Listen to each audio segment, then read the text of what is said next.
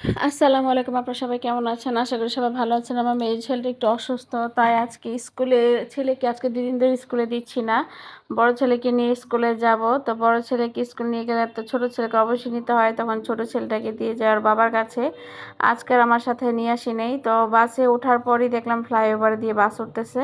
তো ফ্লাইওভার উঠে গেলাম। ফ্লাইওভার দিয়ে বাস উঠলে আমার অনেক শান্তি লাগে। যেমন আমি উত্তরায় বেশি সময় লাগে না। ৩ থেকে ৪ মিনিট লাগে আমার উত্তরায় যেতে। আর এমনিতে বাসে গেলে ২০ মিনিটের মতো লাগে।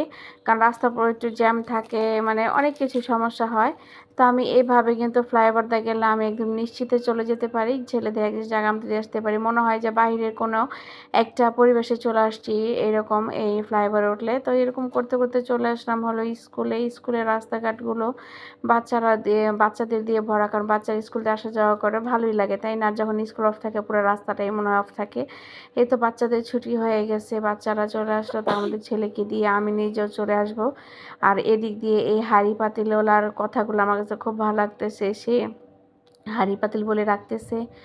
তো এখানে অনেকগুলো হিজড়ার দল ছিল। আসলে ওদের জন্য ভিডিও করতে পারি না, কারণ কি না কি মনে করে। তো ছেলেকে নিয়ে আসলাম বাসায়, বাবার কাছ থেকে নিয়ে আসলাম। এখন বলি তুমি গেট খোলো, সে গেট খুলবে না। চাবি তো তোমার কাছে। তো অনেক আনন্দ ফুর্তি করে বাচ্চাকে নিয়ে আসি। আসলে যাই তো খুব কষ্টের মধ্যে, কিন্তু কষ্টটাকে সেটা আনন্দ করার চেষ্টা করি, যে এটাই আমাদের জীবন, এটাই আমাদের আনন্দ। এইভাবে আমাদের দিন কাটতে হয়। তো যাই হোক, ওর বাবা এখন আমাদের আম পাড়ার জন্য লাঠি পায় না, বাঁশ পায় না।